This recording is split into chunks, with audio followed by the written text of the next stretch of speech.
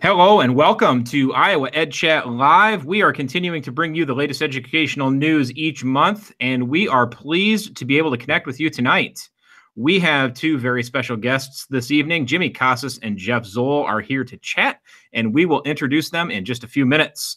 You can connect with Jimmy and Jeff on Twitter, and Jimmy is at Casas_Jimmy, and Jeff is at Jeff_Zoul. As you can see, tonight's chat features a live video stream, and we will be taking questions from you, our audience members. Please submit your questions via our hashtag. That's hashtag IAedChat, and we will monitor this feed. So please do not hesitate to share your thoughts and your questions with Jimmy and Jeff tonight. We will get this show on our podcast later tonight. So if you have not checked us out on iTunes or on Podomatic, do that. Please subscribe to us and give us a rating. We really appreciate that feedback. We are going to get this thing rolling with a couple of introductions. I will start. My name is Dan Butler. I am a principal of Epworth Elementary School in the Western Dubuque School District, and pleased to be able to be with you tonight. And I am going to kick it to my partner in crime, Andrea Townsley. Hey everybody, welcome to IAedChat Live. My name is Andrea Townsley. I am a former elementary teacher turned instructional coach, and now I am a school improvement consultant at Grantwood AEA in Cedar Rapids. I am excited to have our two guests on tonight, and I have a privilege to tell you a little bit about Jimmy Casas. So Jimmy is a senior fellow for the International Center for Leadership in Education, providing keynotes, workshops, and executive coaching for educators all over the country. Jimmy served 22 years as a school leader. He currently serves as an adjunct professor for Drake University, teaching a graduate course on educational leadership. He's also the co-founder and CEO of Connect EDD with Jeff Zoul, an educational leadership company that is aimed at organizing world-class professional learning conferences and professional development services for educators across the country. Jimmy is the author of 3 books, including his latest release, Culturize. You can learn more about Jimmy by visiting jimmycasas.com. All righty, it's my pleasure to introduce my friend Jeff Zoul. Jeff is a lifelong teacher, learner, and leader. During Jeff's distinguished career in education, he has served in a variety of roles, most recently as Assistant Superintendent for Teaching and Learning with Deerfield Public Schools, District 109 in Deerfield, Illinois. Jeff also served as a teacher and coach in the state of Georgia for many years before moving into school administration. Jeff has also taught graduate courses at the university level in the area of assessment, research, and program evaluation. He is the co-author of many books, including What Connected Educators Do Differently, Start Right Now, Teach and Lead for Excellence, Improving Your School 1 Week at a Time, and Leading Professional Learning, Tools to Connect and Empower Teachers, and most recently, Education Right Now and The Principled Principle. You can learn more about Jeff by visiting jeffrey.zoul.blogspot.com. Welcome to IAedChat Live, gentlemen. Thanks for being here. All right, I'm going to go ahead and get us kicked off. You guys can tell us a little bit about your background in education, anything that we didn't cover in your awesome bios. Well, the first thing I want to say is, first of all, thank you very much to both of you. I know Jeff and I are pretty excited about being on here tonight. Dan, I need to let you know that intro, when you said Jimmy, and you mentioned my name and then the Twitter handle, my mother would be extremely proud of you. So I want to give a shout out to Mama Casas, because you said Casas_Jimmy. I don't even know if you noticed that. You didn't say Casas, you said Casas. So kudos to you, my friend. It's fully intentional. I've eaten at Mama Casas' house, so it's fully intentional. I'll take credit when it's due, man. Thank you. That was very impressive. So, but in all seriousness, thanks a lot. Appreciate it. Yes, you know, it's interesting, right? Because I grew up in Muscatine and then went to the school, University of Iowa, and did my student teaching actually in Iowa City, Iowa, and then had an opportunity to go back there later as an assistant principal. And so love my beloved Hawks, always will, always have. So I'm representing tonight, Iowa Hawkeyes, and but also like the Cyclones too. So we root for them as well as the UNI Panthers, right, Danny? So and then started my career in Milwaukee Public Schools, which was to me really where it all began in terms of changing the way I looked at school, leadership, school culture, just working in inner city, and just had the opportunity to be mentored by some really wonderful leaders. So anyway, and then I had the good fortune of spending the last 14 years as the principal at Bettendorf High School. So proud to be an Iowan and proud to be an Iowa educator. So thanks again for the opportunity. Andrea, Dan, I'll echo Jimmy's thanks. Thank you for the opportunity to chat with you guys tonight and the Iowa EdChat community. Awfully grateful to be here. And the introduction covers a lot of it. I sometimes say that one thing that's a little unique about me is I taught for 18 years before moving into administration. And my first year of teaching, I taught first grade, and my 18th year of teaching, I taught high school English and taught a little bit of everything in between. So, and then my admin career kind of mirrored that, kind of being an administrator at the high school level, and then the elementary school level, and then the middle school level. So I like all levels of K through 12, and I'm just blessed to say I've had a career where I've been able to interact with kids of all ages and teachers in all grade levels. So thankful to be here. Thank you so much. Let's get started. You got it. So you both have written extensively about school culture, and we're going to talk about that quite a bit this evening. If you wouldn't mind, talk about the importance of this and how each person in the school can contribute to a positive school culture. Okay, I'll start off with that one, Danny. A couple things come to mind when I think of school culture, and Jeff and I have had this conversation a lot. And one of those things, I think for me, it starts with just examining our behaviors and how we behave every day in our school environments. And then our ability to influence others, right? And how we behave and how we treat one another, how we take care of one another. And then the idea also is how much do we invest not only in each other, but in our students and our school community and so forth. So there's all these little compartments, right? When you start thinking about school culture. And when I think about the idea of culturalizing our schools, that to me means like I see us as community builders, right? Each one of us, every day that we go into an environment is an opportunity to begin to cultivate and build these communities.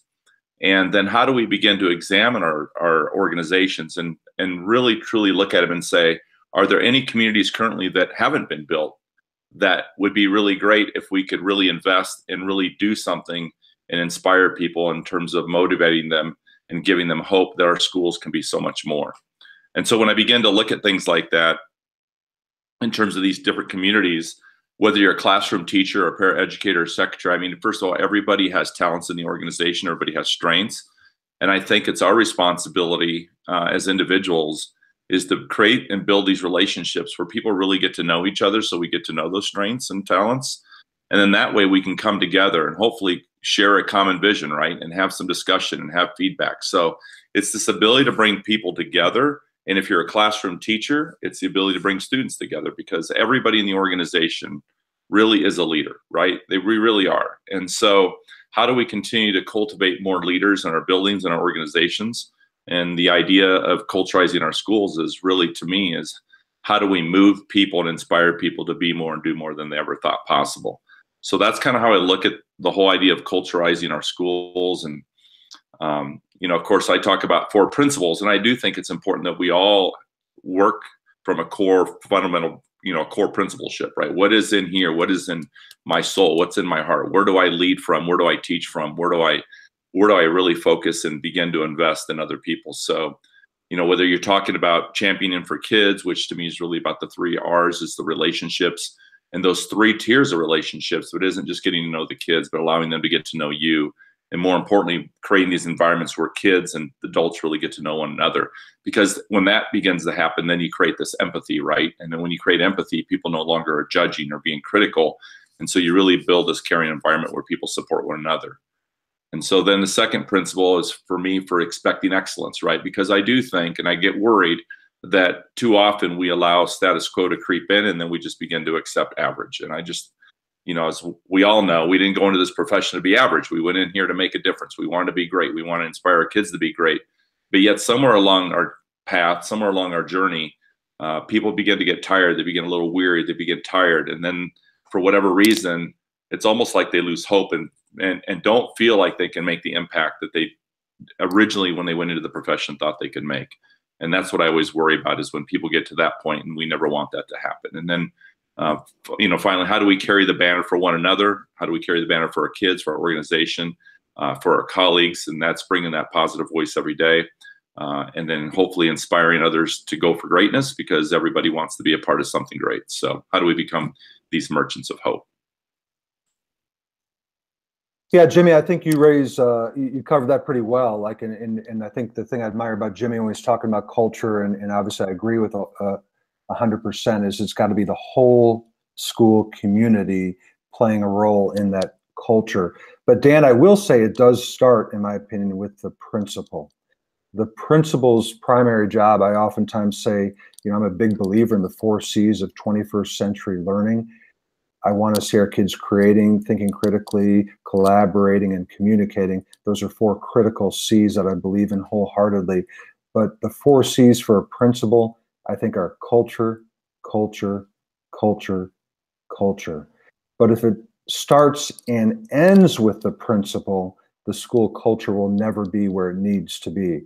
It does have to start with the principal, and the principal sets that tone. But as Jimmy so eloquently stated, then it's getting the entire school community, every kid, every TA, every staff member, every parent involved in that school culture. And I think the strongest and most positive school cultures I've been around are those where they're aware of what's going right to make it a positive and productive culture, but also professionally and respectfully holding each other accountable when some in the community are behaving. I think Jimmy calls them culture killers, or I call them culture crushers sometimes, because those behaviors will happen. And I think the most positive and productive school cultures are those where it's not always the principal who steps in to address the culture crushing behavior. It's where all of a sudden we all hold each other accountable. Teachers hold teachers accountable. Teachers hold administrators accountable. Parents hold teachers accountable. And it's not a gotcha, it's not a negative, it's actually a positive. It's say, hey, we said this is important to our culture, and I know we slipped right here, but I'm gonna call you on it. And I appreciate that when that happens to me, and I hope others appreciate when I give feedback in that regard too. So it is a community effort, but it's got to start with the principal, but it can't end with the principal. It's got to become a whole school community.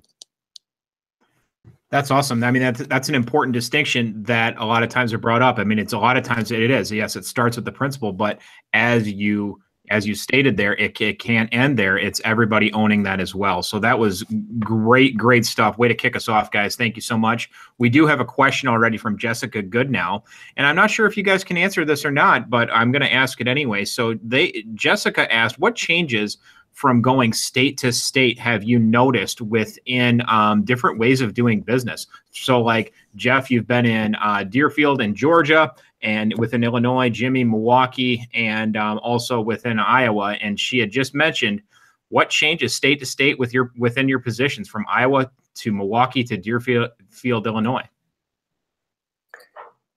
Dan, I'll start off, and Jimmy can certainly add in. He's been in every state, I think, too. But I think in my career, I think I've worked in 35 of the 50 states.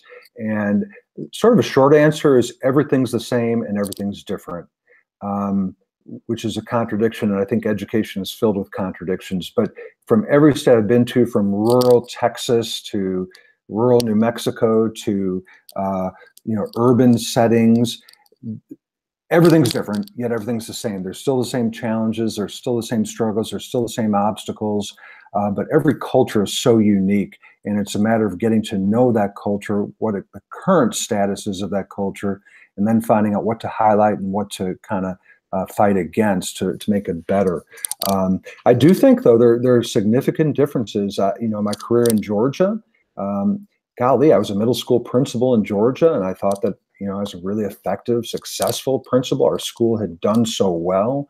And then I moved to Chicago, and it was just different. We had a great staff, a great school community, but it was very, very different. And I quickly learned, and this is, ignorant of me, right? I'm being vulnerable here and telling you the mistake I made. I thought, well, gosh, our school had so much success in Georgia. We'll do some of those things in this suburban Chicago school. it's a middle school, about the same amount of kids, and those things didn't work then. Or maybe they would have worked if I would have kind of introduced them differently. Maybe that's on me. But I just thought, oh, we'll just do these things that worked in place A and we'll do it in place B, and that didn't work. So you have to really assess the situation and know that each situation is unique. Having said that, kids are kids, teachers are teachers. It's, I'll go back to, I think we all know Todd Whitaker and respect him. It's about the people, not the programs. So no matter how different the programs are, the people are always the solution and people are always the problem. And it's working with the people in each unique individual setting to make the most of that setting. Yeah, Dan, when I first heard the question, I took it one way, and then Jeff went kind of a different direction with it. So I'm not sure if the question was really meant like with our experience working, like is Milwaukee Public Schools, how was it different than Iowa City? How was Iowa City different than Bettendorf and the school buildings that actually worked? Or were they relating to, hey, when you travel around the country and you're in different school districts and different schools, how does it look different? So I do agree with Jeff. And I think, I often share people, because it's interesting, right? We often talk about how kids are so different. And I don't necessarily agree with that. I think kids are pretty much the same everywhere. And it doesn't matter what type of kid we're talking about. We're talking about kids who are, struggling in school, or maybe they're high achievers, or, whether demographically, wherever they come from, or whatever happens to be their situation. I believe this, that I believe to a kid, every one of if they have a problem or they view something in their life that's a problem, it's the biggest problem to them. It doesn't matter, what the situation is. To a kid, it's the biggest problem. And so, when I think of it that way, in terms of what's the biggest issue I see, or the similarities, I do agree with Jeff that every community has its own uniqueness to it. But yet, when I look at school buildings and I look at what are the most successful school buildings doing, and why can you go into one school and yet demographically and the size of the population, the size of the staff, and communities are somewhat similar. So why are they so different? And I think it always comes down to leadership. And this is where I get kind of caught sometimes with people who maybe disagree with me. But I would challenge people, if they really reflected and they really thought about school organizations and why schools are successful and why schools are not successful, I think it always comes down to leadership. I think the biggest issue we face today in public education is ineffective leadership. And I don't necessarily mean at the district central office or at the building level. I just mean leadership in general, whether that's student leadership, it's, teacher leadership. But if you really look at all the issues that happen in schools today, almost every issue is a leadership issue, right? If you take a look at it and start thinking about how we communicate, what does it look like in terms of the conversations we have, how we behave, how we treat one another, how we handle ourselves, how we respond to different situations. These to me are all leadership issues in terms of how we build our own capacity and how we conduct ourselves. So that's what I see pretty consistently, but yet at the same time, I think pretty much across the board, whether it's Alabama or whether it's California or New Jersey or Minnesota or Iowa, pretty much the same issues we're dealing with in schools today, right? They're pretty consistent across the board. That question from the audience is a good segue into our next question that talks about, in Start Right Now, you guys use the words leader and teacher synonymously. So can you guys explain the connection of leading and teaching? Yeah, Andrea, we wrote the subtitle for this book before we wrote the title. We had the subtitle long in advance. Todd and Jimmy and I, we've all been in the business for more years than we care to admit sometimes. I think we're veteran educators. And we wanted to kind of write about what we thought excellent teachers and excellent administrators had in common, because we thought really it's one and the same. And again, we use the word leaders, not administrators. But in the opening to that book, we kind of share our belief that an excellent teacher leads and an excellent leader still teaches. Those terms, not think even biblically, it's a synonym, right, of teacher is leader. It's literally a synonym, I think, and if it's not literally a synonym, it certainly is figuratively to us. And I kind of always say that I'm a huge collector of leadership quotes, and I'm always adding to my store of leadership quotes. And I defy anyone to find a single leadership quote where if you replace the word leader with teacher or the word leadership with teaching, that quote would not be just as apt, if not more so. The job of teacher by its very definition is the job of a leader. And I taught for 18 years, and I always kind of hated the phrase, and you hear it all the time, and I probably said it myself, I'm just a teacher. And there were some times where I was guilty of putting myself in that. I would say, I'm not going to do that. I'm just a teacher. And it makes me kind of cringe. I know for the most part of my 18-year career, I certainly didn't consider myself just a teacher. I can't think of a more inapt name for the role of the most important job in our country, that of teacher. So if you are a teacher, you are way more than a classroom teacher. You are a leader of young people, and you are a leader of your colleagues. And it kind of gets back to that whole culture thing. Until we have all teachers leading in some way, shape, or form in the school, we're never going to have the culture we need.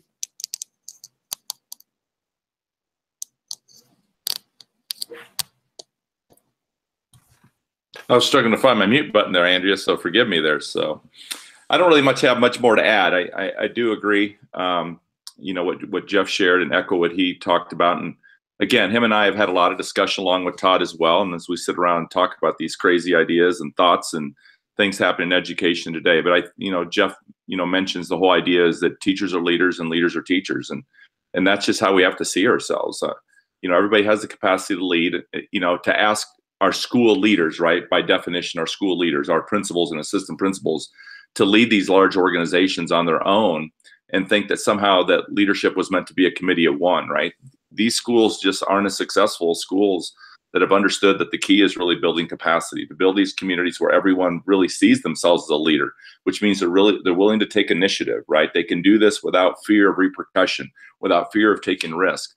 But it also takes a strong leader and an effective leader to build that capacity, in the sense of, one of the things I talk about often is that people are always asking for permission, and we haven't done a very good job of building, leadership capacity. Because the reason they ask for permission is because they themselves either don't have the confidence, or we haven't instilled in them the understanding that, look, sometimes you have to trust your instincts as a leader, and trust yourself and believe in yourself and have the confidence. It doesn't mean we don't run things by people, and sometimes they get a different perspective and, hey, I just want to check on something. But oftentimes, we can't keep going back to the same individual and just exhaust them constantly and needing their time. And it's because we as classroom teachers haven't done a very good job of building our capacity with our young kids and our students. And we as adults and leaders, school leaders and district leaders, haven't done a very good job of building capacity with our teachers. So, at the end of the day, the bottom line is, we're all responsible for the culture and climate of our schools, and that's our responsibility to create those environments that people truly believe that they can lead. So we're going to stick with Start Right Now for this next question, and Start Right Now is divided into 4 standards for excellence: know the way, show the way, go the way, and grow each day. Briefly talk through this framework, if you wouldn't mind, for our listeners, guys. Yeah, Dan, that does form the basis of the 4 main chapters of the book. It's a 6-chapter book. We've got an intro and a closing, but the 4 chapters are about those 4 behaviors that we think both excellent teachers and excellent leaders exhibit. And we got the idea originally from a John Maxwell quote. He had 3 of those 4 in a different order. We changed the order and we added the one, grow each day. But we also kind of align these with the PLC foundational principles of mission, vision, values, and goals. And so we align knowing the way with mission, because it starts with knowing your why. Mission's why do you exist? And then we move on to showing the way, and we align that with vision. To us, vision answers the question, what do you hope to become? So in that chapter, we write about how important it is for individual educators to know, what they hope to become in their role. Then we move on to going the way. And of course, that's all about modeling, which is so powerfully important, whether we're in the classroom or in the principal's office or in the district office, going the way we want others to go. And we align that with the PLC concept of values. And values answers the question, how must we behave on a daily basis in order to fulfill our mission and eventually achieve our vision? And those 3 PLC concepts are kind of longer term ones that can stand for 3 to 5 years. But then our 4th chapter is growing each day. All those things we do. I think one of the most important things excellent teachers and leaders do to make them excellent, frankly, is they know they're never good enough, and they're going to do their very best today, and that's all they can do is their best today. but tomorrow they're going to do even better. They're going to get better each and every day. And we align that with the PLC concept of goals. And of course, goals answers the question, which steps and when. So that's kind of the broad framework of the what we call our framework for excellence. And we align those to the PLC concepts of mission, vision, values, and goals. And within each of those 4 chapters, Dan, then we try to share 8 in each chapter, ideas, anecdotes, stories, examples of what knowing the way, showing the way, going the way, and growing each day looks like in the excellent classrooms and the excellent schools we've had the good fortune to visit over the course of our careers. Yeah, Dan, I really don't have a lot more to add to that. I mean, I think Jeff. Hey, the last time Jimmy said he doesn't have a lot more to add, he talked for 5 or 8 minutes, I think, Dan. That's because people are on here to listen to me, not listen to you. Maybe that's why. I feel sorry for them. So we have to remember that always. So you could tell that we spend a lot of time together, can't you, Andrea? Can't you, Dan? So he always, one thing I've noticed about Jeff, though, he always takes the first hit on me. He tries to take my excellence away. So every now and then I fall into that, but I try to rise above. So I'll try to rise above again tonight. So no, we're just teasing. No, in all seriousness, though, but you know, it's interesting because when you look at those 4 pillars, we struggled a little bit with the whole idea of, you know, you have know the way, show the way. The show the way is the hardest one for us to really define and really explain that one, because we typically want to go right into the modeling piece, and to us, that's really the go the way foundation. So, you know, Jeff says it really well, and he talks about how we must behave, right? This is the way we must behave in our organizations. And so it's always interesting to me when we go back and look at that, the 4 pillars and start right now. And so Jeff and I actually have been talking a lot about not just the things that we should start doing, but what are the things we should stop doing. So we've been having a lot of discussion about that lately as well. Sometimes that's more important, right? What are the things we should quit doing, not just keep doing? Maybe an upcoming book. Yeah. Stop right now. Maybe. All right. About 2 years ago, or 2.5 years ago, you hosted your first What Great Educators Do Differently conference in Chicago and have facilitated many more since.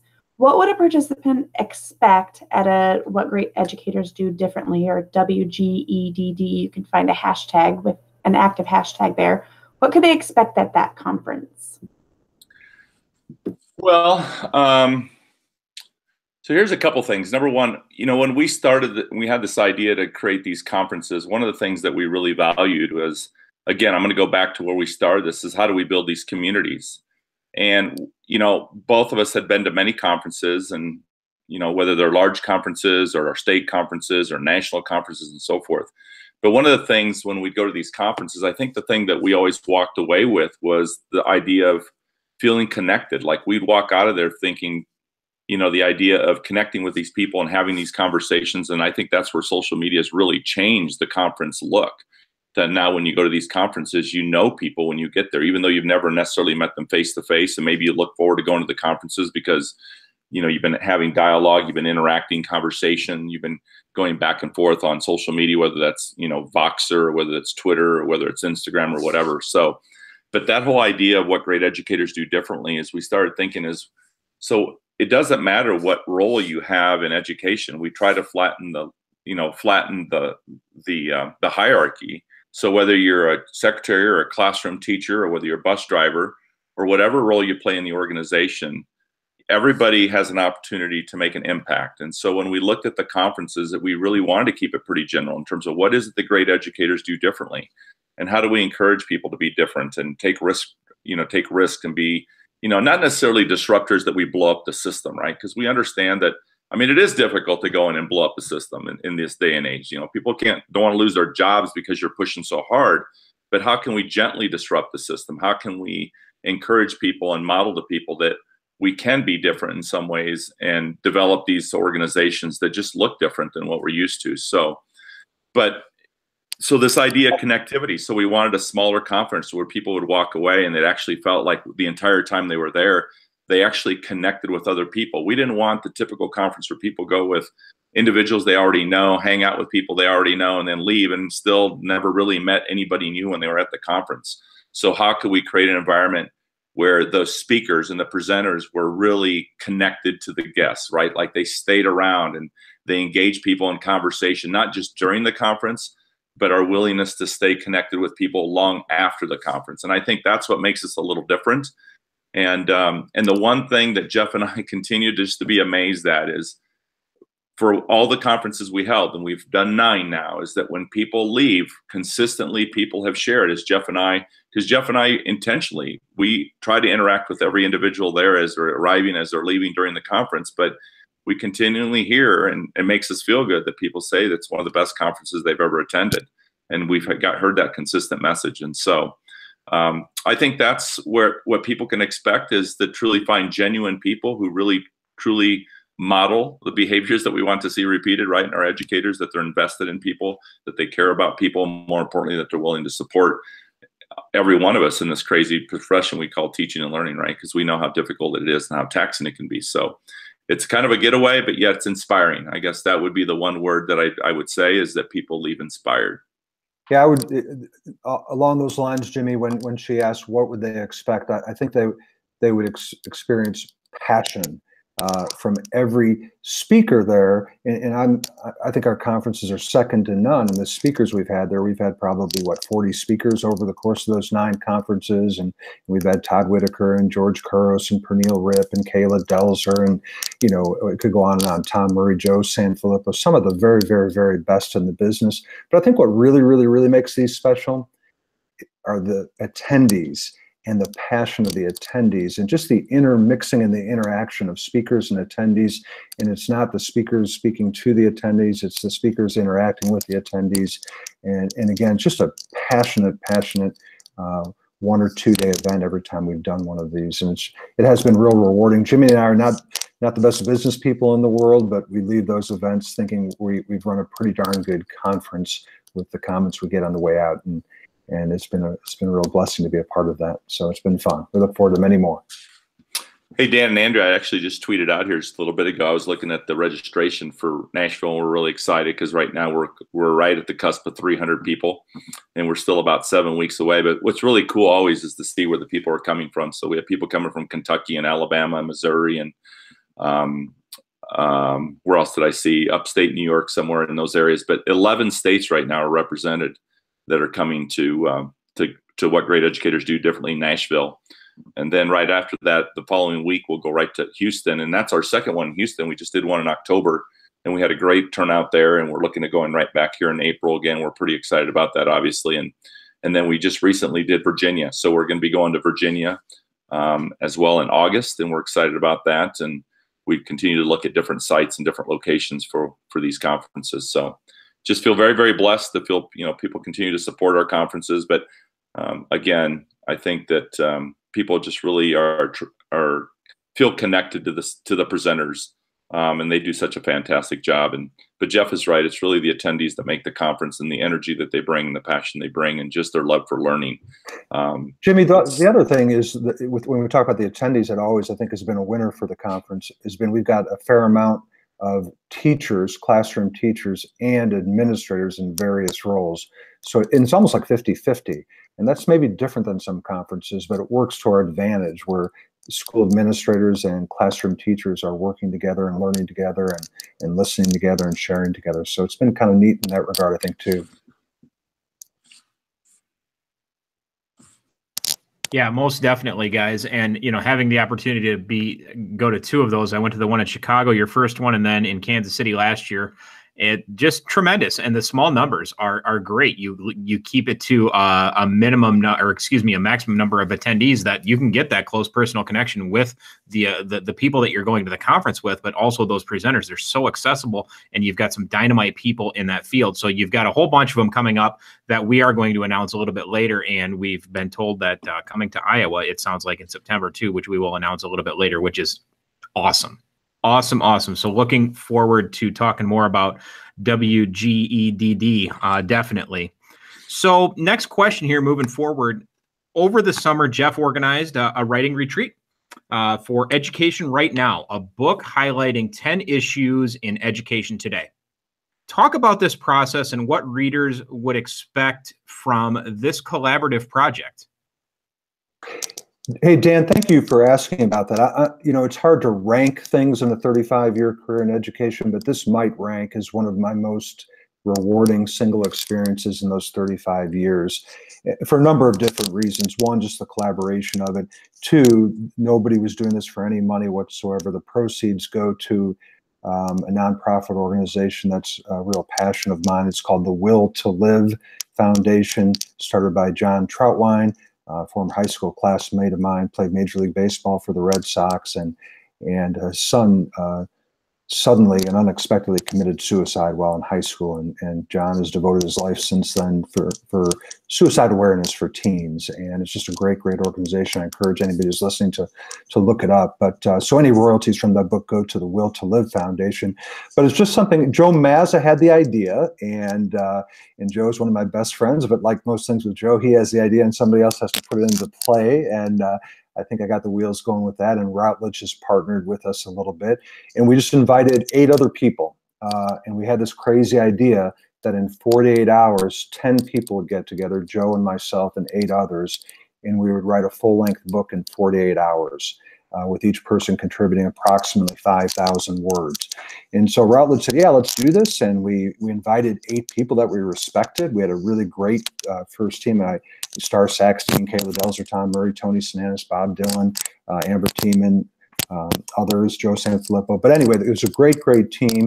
And the funny thing was, a few weeks before, I think it was Tom Murray emailed me and said, hey Zoul, what are we writing about? And I said, we haven't really decided. Let's talk about it when we get there. And I'm not sure we'll do it the same way this summer, Dan, but we've got the second iteration of that happening again in Chicago this summer. But when we got there, we decided that the overarching theme of the book would be change. And then each person in the group of 10 would take one aspect to write about in education that relates to change. So I took the first chapter, and we said we would call each chapter Changing the Way We Think About Blank. And so I wrote the first chapter, and I called mine Changing the Way We Think About Change. And I think the second chapter, Tony Sinanis says, I'm going to do learning, changing the way we think about learning. And every person kind of, so we spent we only had 48 hours, and I think we spent the first 3 hours arguing about what everybody would write about. But we did have the idea of the overarching theme of change. And I think the end product was kind of a cohesive book, even though for the most part, we would come together but then we'd go write separately. And Jimmy was gracious enough to kind of hang out as an observer, and he wrote the afterword for the book, just kind of watching us work and collaborate on this project.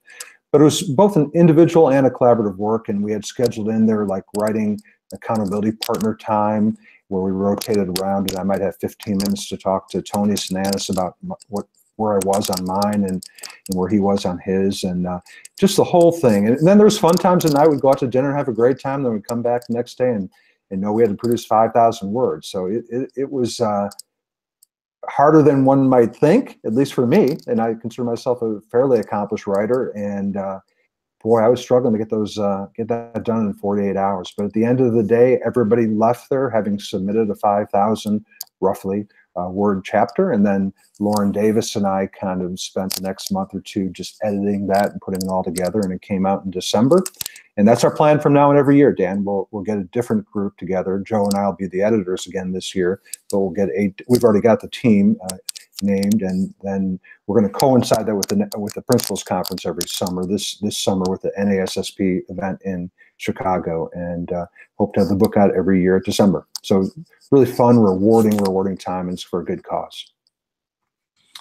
Hey, Dan, I have to tell Jeff I'm a little hurt because he had shared with me that I was one of the most rewarding experiences of his entire life getting to work with me, but now apparently that's changed. So that's okay. I'll let this one pass for him. So I do want to add this, it was pretty awesome to watch this. And one of the takeaways for me, and I know when Jeff and I first talked about this after he had shared it with Joe, or Joe and him had talked about it, I just couldn't see myself doing that, right? And it's interesting when we think of ourselves as adult writers. And I often tell people this, like, I really struggle to write. Like, I don't consider myself a very good writer. I struggle at it. In fact, it's agonizing to write. And Dan, I think you and I have even talked about this sometimes. And I think it's pretty common amongst people who write. Now, Jeff is very talented and he can push out blog posts pretty quickly, I would say, because he has a skill for it. But people like me and other people, we struggle at it. I can literally spend a half a day or all day just writing one simple blog post, right? And I don't even like it while I'm doing it, but I know every time I finish, I really enjoy it.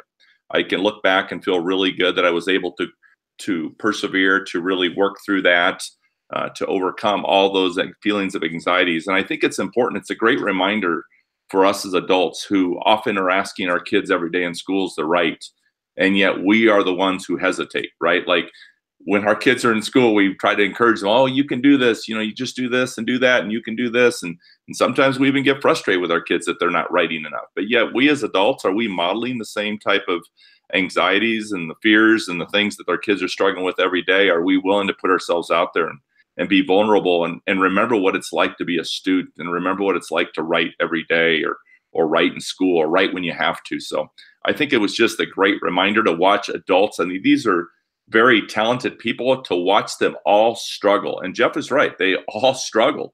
You could just watch it. And from an observer, of course, I was relaxed because I didn't have that pressure, which is exactly why I didn't put myself in that situation. But to watch these other people get almost, blocked, right? Like writing block, and have to go bounce it off ideas. And then it was also cool to watch everybody else, individually, how they work through that themselves, right? Either with other people or going off on their own for a little while. But you could see the stress level from having to do it. But I know every one of them would tell you it was one of the most awesome experiences they've had. So it was cool. Jimmy, can I throw in, Dan, one more thing? Since we did that project, I've had 3 different people from 3 different walks of life reach out to me and say, hey, I'd like to do that. One was our communications public relations person in my former school district, and she said she wants to do that with her INSPIR community, the professional organization for communications and PR people in schools. And I would encourage people to do that. If I was still at Deerfield, I might do a leadership retreat where the 20 administrators there all wrote for one full day and put together a book, whether it's published or not formally, just to get that together and experience that collaborative writing piece together. But I'll also say Jimmy gives me too much credit for writing. I don't like writing any more than he does, and I'm not sure I'm any better at it than he is either, to be honest. But I always equate this to running. I've run 13 marathons, but unlike a lot of my running friends, I hate running. I absolutely despise it. There's never a second of it that I enjoy. I can't think of a worse thing to do than run a 26-mile race, yet I keep doing it, and I just hate it. I hate it. But at the end of it, I feel fantastic, and I think of writing the same way. And my last point on that, Jimmy, I talked to a group last week, and I think you do this too. Nowadays, when I ask, are you connected on Twitter, I'll get quite a few people to say yes. But then I'll ask, how many people are blogging? And I was speaking to maybe, 300 people this day, and almost no hands went up. And I think we've really got to change that as educators. We've got to model that. We've got to, because we should be asking our kids to blog. When they're writing for their teacher, that's an audience of 1, and they just want that writing to be good enough. When they're writing a blog for the whole wide world, they want that writing to be good. And the more likely that they will do that is the more likely that we're doing that first and modeling that. So I think that's important, that educators blog. And mine are terrible, Jimmy's are terrible, so if we can do it, anybody can do it. I agree. You agree that ours are terrible? I do. No, I just agree. I heard Jimmy talk about this earlier this week, and we ask our kids to write all day, every day, and yet we're as adults afraid to put ourselves out there because what are other people going to think about it? And I just think that's just a great message, and it really made me stop and think. So thanks, you guys, for talking about that and talking through the struggles, that it doesn't matter what other people think. It's really just an opportunity to reflect on your learning. So thanks, you guys. Andrea, I want to share one thing here, and I'll just keep talking about this because I do think it's an interesting topic, right, in terms of that whole idea. But, I still remember George Couros was the one who pushed me into the writing, the blogging. And I specifically remember saying to him, George, you don't understand. First of all, I don't like to write, and I also don't write very well. And I remember he said to me, well, first of all, I'm not sure you understand, but first of all, you're writing for yourself, right? That's the first thing you have to understand. Second of all, I didn't say you had to make it public, right? Eventually, do I think it's a good idea to make it public? Yeah, but you don't necessarily have to make it public either. You can still write for yourself. But it was the last thing he said that actually gave me the confidence to write, which is, it's the same words I pass on to other people.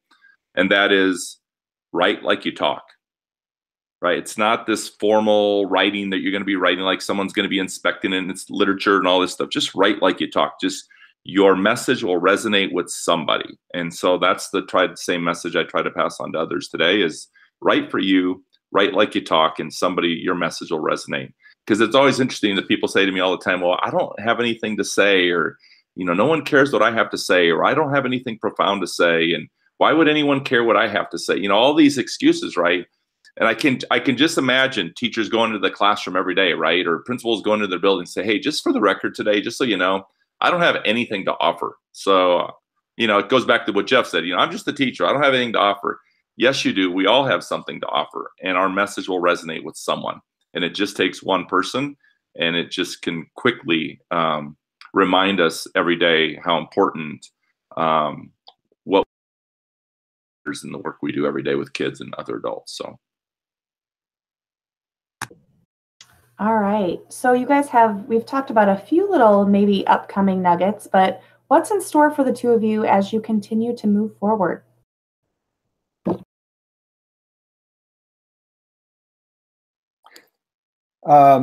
Moving forward, we'll continue on with a lot of things we're doing. Jimmy and I work together a lot, but we both do our own separate things as well. For me, since I quit full-time work June 30th and retired after 35 years in education, Andrew, I'm really trying to write more and speak more and just try to grow in those areas.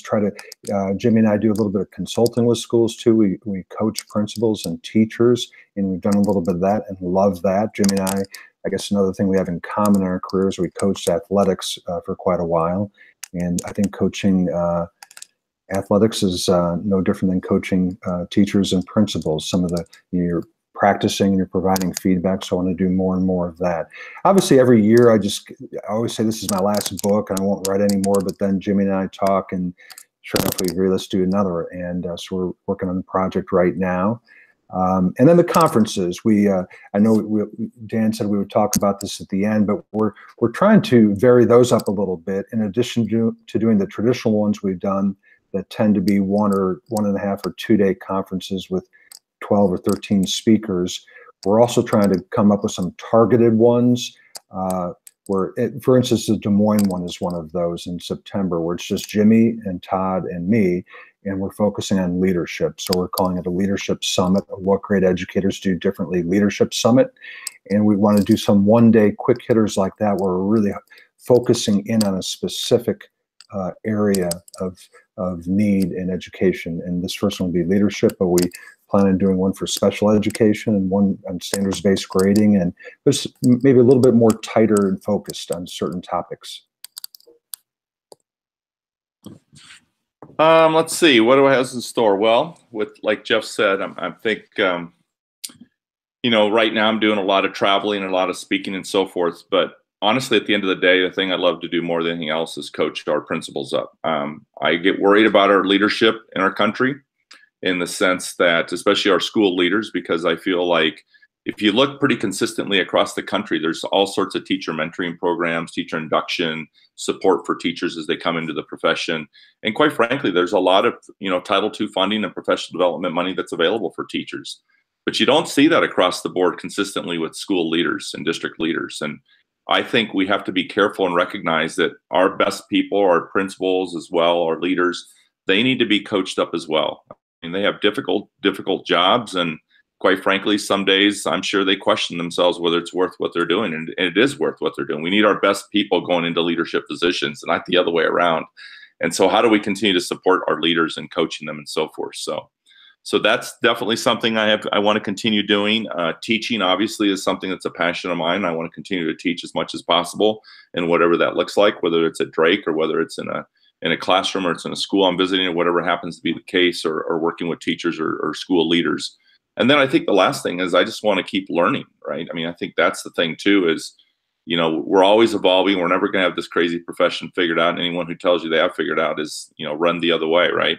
So it's this idea of how do we continue to look at ourselves as educators who are constantly learning, constantly teaching, and helping our profession continue to get better and better all the time.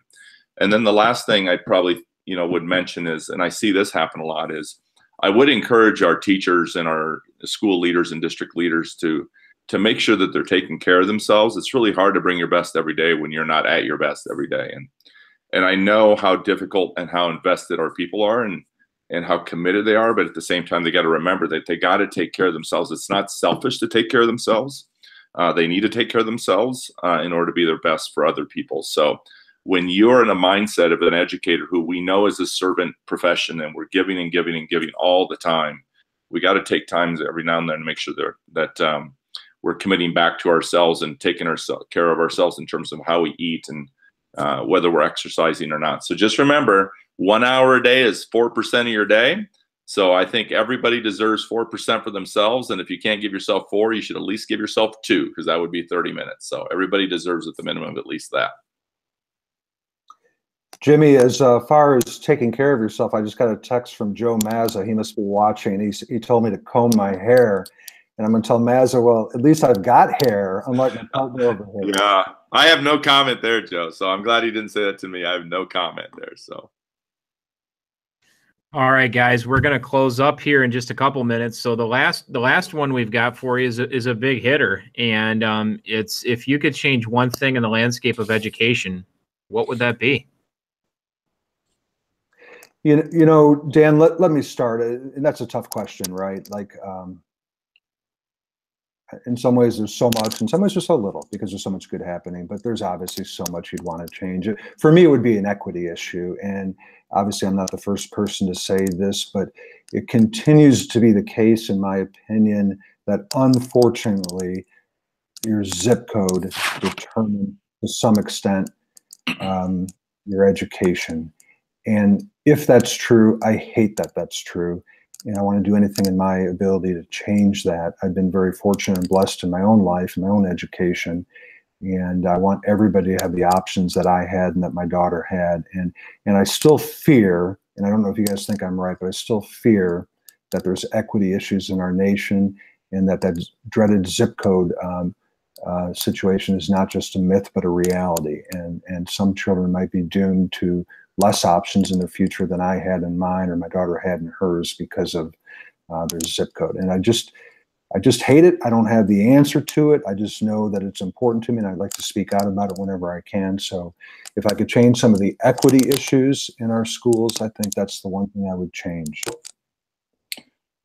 Well, that was a great answer, Jeff. So I would concur with all that as well. So, I've been thinking about this one a lot lately too, obviously with all the things going on in our country right now. And it's just sad every day, when you turn on a television, you see another school shooting somewhere. And so I think one of the things when I think about that, and I just go back to, I was fortunate enough in a couple of different schools that I worked at that had some really, really, really wonderful community and resources that were available. And so when I think about that, I think, why is that even an option? Why is that a choice? Why can't we somehow figure out how school districts can work with their local communities, who work within our local areas, our state organizations, and hopefully even our federal organizations? Is why is it even an option anymore today that we don't have partnerships, whether it's healthcare or dental or mental health experts or substance abuse or police liaisons, school social workers, Department of Human Services? I mean, I just go on and on and on. Juvenile probation, right? Why are these things even a choice anymore? And it kind of goes along with what Jeff said in terms of equity. There are some schools who are fortunate to have some of those and partner with some of those. But imagine if all of our schools had all of those resources within our organizations, within our buildings, within our community. I do think that would serve our teachers and serve our communities in such a different way, but yet such a really unique way, where constantly every kid had access to dental, right, care, to health care, to substance abuse. I mean, all these things, and not just our kids, but quite frankly, even our staff who need some of this. It's funny how when we have these incidents, I would always remember, as a school principal, when we have a death of a student, or we have some accident or something that was in crisis mode for our schools, is, all the adults would just invest so much in our kids. But we'd have to remember, like, well, who's taking care of the adults in these moments, right? When they lose a student or lose a colleague, it's no different. So why do we, how do we recognize that these things are so important to our profession and to our kids and the work that we do every day. So I think that would be the one thing that I would advocate for. Excellent. Well, you know what? We're going to start wrapping up here shortly, but I want to share some resources with our viewers. If you have not followed Jimmy and Jeff yet on Twitter, you can find Jimmy at Casas_Jimmy and at Jeff_Zoul. And then Jimmy's website, jimmycasas.com and jeffrey.zoul.blogspot.com.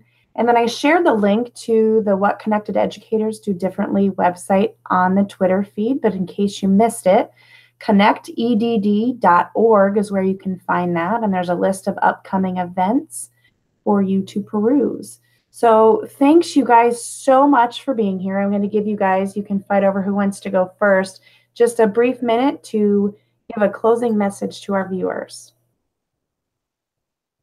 Jimmy, go ahead, buddy, and then I'll go. Sorry, I was looking at the Twitter feed here. You caught me, Andrea. I was looking at the Twitter feed. So can you repeat the question? I apologize.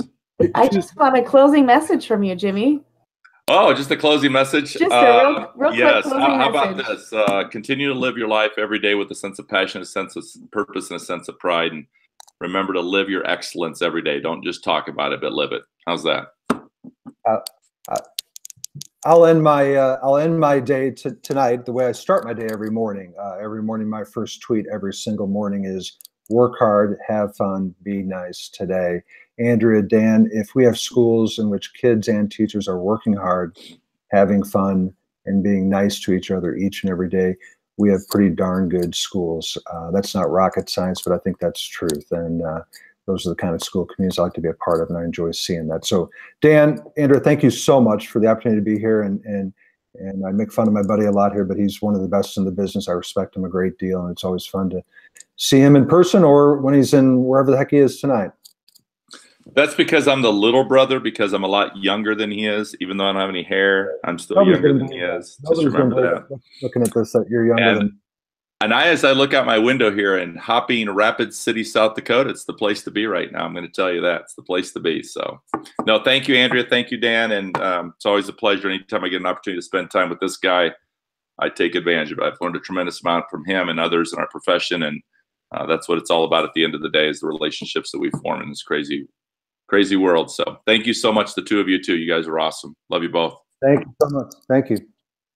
All right, guys. Awesome stuff tonight. We really appreciate you being here. I am going to wrap up with some upcoming Iowa regional and national events. So we've got a bunch this time. First off, April 7th, EdCamp Iowa is going to be taking place. We will have some more information coming to you soon on that. Coming up on April 3rd and 4th at the Iowa Event Center in Des Moines is the Iowa One-to-One Institute. Always a great conference. You may want to check that one out if you are not registered for that. The Iowa ASCD Curriculum Academy, April 19th and 20th. This is going to be held in Ankeny with special guest Peter DeWitt. Peter has been an IAedChat live guest before. Peter's got some great stuff. Again, April 19th and 20th in Ankeny. Then for What Great Educators Do Differently conferences coming up here. So in Nashville, Tennessee, April 13th and 14th, Houston, Texas on April 17th, San Diego, California on May 11th, and then in Virginia on August 3rd. And then later on, ladies and gentlemen, on September 14th, Jimmy Casas, Jeff Zoul, Todd Whitaker are going to be coming to West Des Moines, Iowa, September 14th. For the What Great Educators Do Differently with a leadership summit, as they are calling it. That should be tremendous to have this coming to Iowa, guys. So you will want to stay tuned for that. This summer, KPEC, Keystone's Premier Education Conference, Breaking Barriers, coming up on June 18th and 19th in my hometown of Dubuque, Iowa. That's a great conference. And then save the date for Benton Community Ed Camp, focused on teacher leadership, taking place on June 21st. Special guest Ryan Wise, our Director of Education, will be there. If you've got regional, local, national events that you want us to highlight on this show, get them to us, and we will certainly shoot those out via Twitter and on this live video stream as well. All right, everybody. Thank you so much for joining us and sharing everything tonight on Iowa EdChat Live. So great to learn with all of you. And we are on every Sunday, every last Sunday of the month on this live show format. So you'll want to check us out next month. We are having Jennifer Gonzalez joining us. She is going to rock it. Also, a very special thank you to our guests tonight, Jimmy, Casas, and Jeff Zoul. And on behalf of Andrea and myself, we want to thank you for being here with us. Be sure to follow some of the friends that you met here tonight on Iowa EdChat Live. Continue the conversation. And you can also find a great deal of resources on our website. That's at tinyurl.com/IAedChat. We're going to be back next week with another regular Iowa EdChat Twitter chat. So until that time, be the change. Good night, everybody. Good night, Danny. Good night, Andrea. Good night.